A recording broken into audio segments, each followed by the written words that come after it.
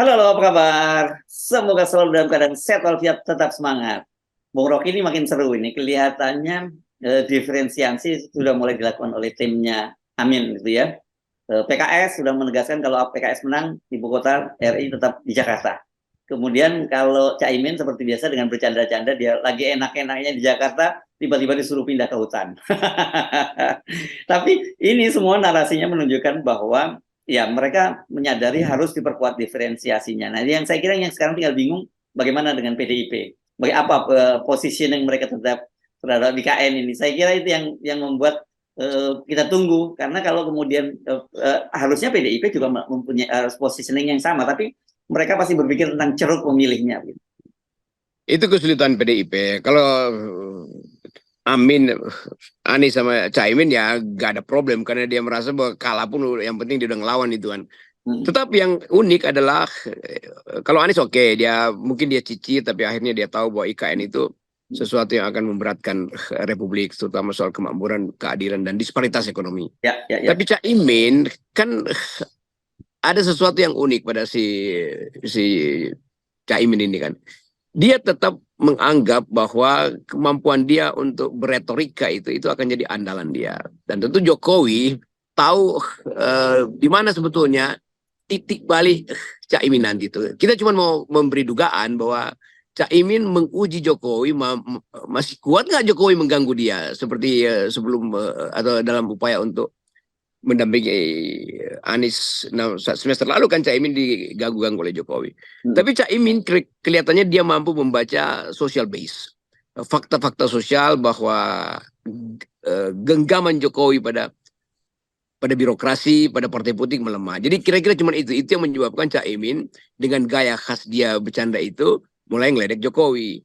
Hal semacam ini nggak mungkin ada pada PDIP itu. Ganjar bukan orang yang setega Caimin untuk ngeledek kan. Jadi Ganjar tetap punya problem mental tuh. Karena bagaimanapun Ganjar itu disodorkan oleh Jokowi itu, diasuh oleh Jokowi awal kan. Jadi itu intinya tuh. Nah Ganjar pasti nggak mungkin memberi kritik yang melebihi Caimin. Justru kalau dia nggak mampu memberi kritik melebihi Caimin, maka publik akan menganggap Ganjar berarti masih bagian dari Jokowi. Maka seluruh elemen PDIP yang udah muak pada Jokowi akan pindah pada Caimin. Kan itu dasarnya kan. Nah itu juga yang mesti dihitung oleh Ganjar. Dan saya udah ngomong dengan Ganjar, saya bilang, ya langsung aja attack Jokowi kan.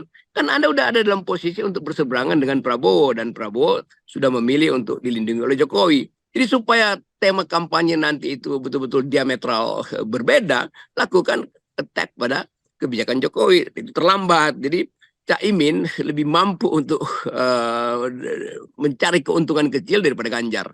Ya, oke, tapi sebentar, saya ingin dalami pernyataan Anda tadi. Ya, ini Anda menyebutkan ini kalau Caimin sudah mulai seperti itu, berarti ini bisa jadi indikator bahwa genggaman Jokowi melemah gitu ya?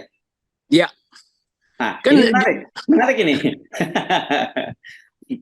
Jadi Caimin mau kuras sebetulnya energi terakhir dari Jokowi. Kira-kira begitu taktiknya kan. Karena itu dia pakai sifat yang agak ngeledek. Ini habis dari Jakarta ibu kota tiba-tiba disuruh ke hutan. Kan ini masih sesuatu yang walaupun nanti dia akan dipersoalkan lagi. Emangnya kita hutan itu kan masyarakat lokal di Kalimantan juga tetap bereaksi kalau ada ucapan semacam itu kan, sama seperti kasus Edi yang diperkara karena dianggap bahwa itu tempat jin buang anak tuh. Tetapi kita mau lihat bagaimana kemampuan PKB atau Caimin secara individual untuk mengukur daya tahan emosi Jokowi itu. Itu menariknya tuh.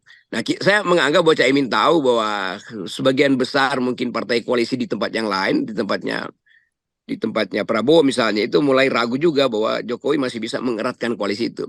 Jadi Caimin mulai bermain menyusup diam-diam dengan gaya dia yang kocak itu. Nah, kekocakan Caimin itu otentik. Kalau Ganjar bikin kekocakan itu dianggap disuruh atau direkayasa kan. Ini bedanya kan. Kan dalam politik tuh watak itu nggak bisa dimanipulasi kan. Watak Ganjar nggak mungkin meniru watak Caimin tuh dengan diksi tadi itu kayak ya hutan tuh. Nah Ganjar nggak mungkin ambil itu. Tetapi konsekuensinya Caimin akan makin lama makin jauh untuk merangsek, untuk mengganggu Jokowi. Itu intinya tuh. Nah kita tunggu sebetulnya langkah berikut pasti Anies akan naikin juga daya tawarnya. Dan daya tawar yang berikut bukan soal IKN, tapi soal Omnibus Law.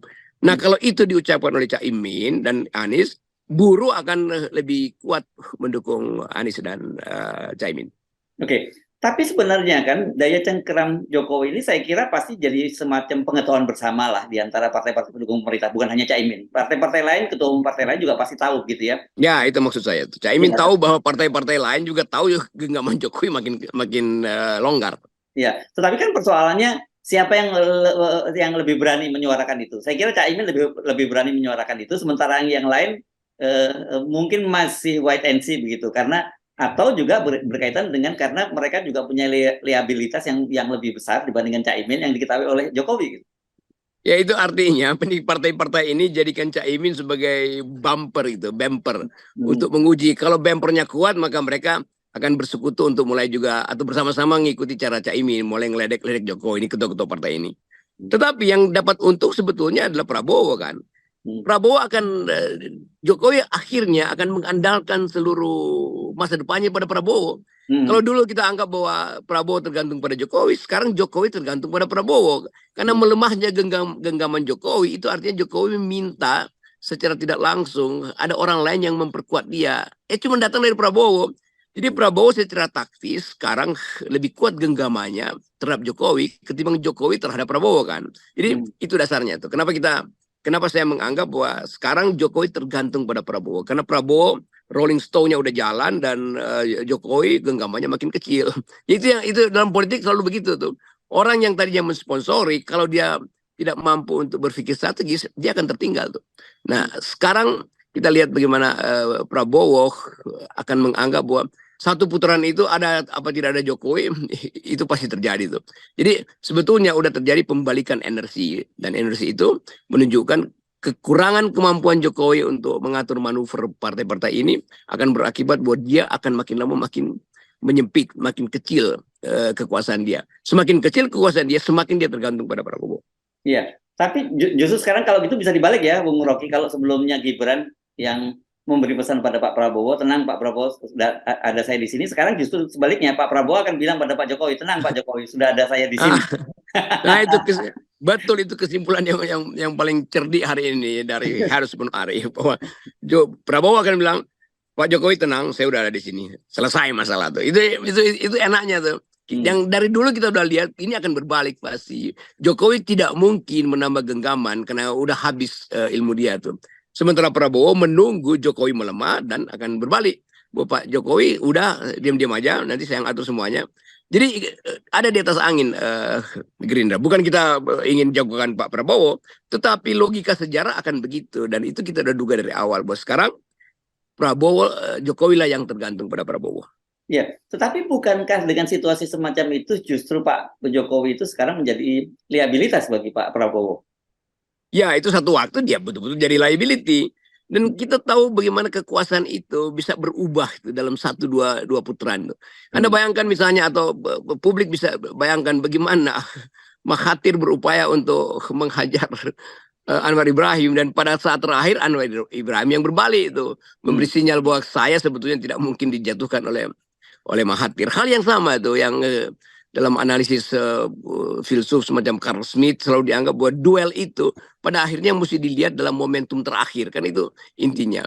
Jadi kita bisa menduga dengan kuat bahwa Jokowi lama-lama jadi liability juga, karena Jokowi dicitrakan sebagai orang yang makin lama makin arogan, makin bengis, makin tidak sopan dalam berpolitik, dan itu akan diambil alih oleh Prabowo. Jadi Prabowo tahu bahwa Jokowi satu waktu akan jadi faktor yang membebani dia. Nah, kalau itu udah terjadi, nah Prabowo akan tampil lebih kuat, dan isu atau sinyal hari-hari ini kan makin lama Prabowo merasa bahwa ya masih ada gunanya Jokowi, tapi satu waktu mungkin harus ditinggalkan. Maksudnya Gibran, karena faktor Gibran tuh. Kalau Jokowi pasti melemah tuh. Jadi Gibran akan kehilangan hak untuk mengklaim bahwa tenang Pak Prabowo, saya udah ada di sini. Nah, pada waktu itu Gibran tahu bahwa Jokowi masih punya kartu truf. Sekarang Gibran juga tahu bapaknya udah punya kartu truf. Dan akibatnya Prabowo menganggap kalau bapakmu nggak punya kartu truf, apalagi kamu. Kira-kira begitu ini bayangan imajinasi saya. Oke, tapi analisis Anda ini kok seperti melawan arus gitu ya? Karena bagaimanapun orang masih banyak menganggap bahwa dengan posisi dia sebagai presiden, Pak Jokowi tetap saja bisa punya semua infrastruktur kekuasaan, gitu ya. Dan yang dia bisa gunakan itu untuk jadi kartu truf juga, sehingga kenapa kemudian Prabowo terpaksa harus menggandeng Gibran gitu. Kalau mungkin 2-3 bulan lalu bisa, tetapi masalahnya ada devaluasi moral. Jadi bertumbuh lebih cepat sinisme pada Jokowi ketimbang genggaman Jokowi yang dia ingin perkuat. Itu intinya tuh. Nah, sinisme ini udah sampai di luar negeri, dan masyarakat bawah itu yang nonton sosial media juga akhirnya tahu bahwa Jokowi itu adalah liability bagi bangsa ini. Nah, Prabowo baca itu pasti kan. Jadi kecepatan konsolidasi Pak Jokowi itu terlambat. Terlalu mudah dia untuk menyatakan diri under control everything, sementara masyarakat sipil terlalu cepat untuk merumuskan bahwa Jokowi itu ada beban bagi negara ini.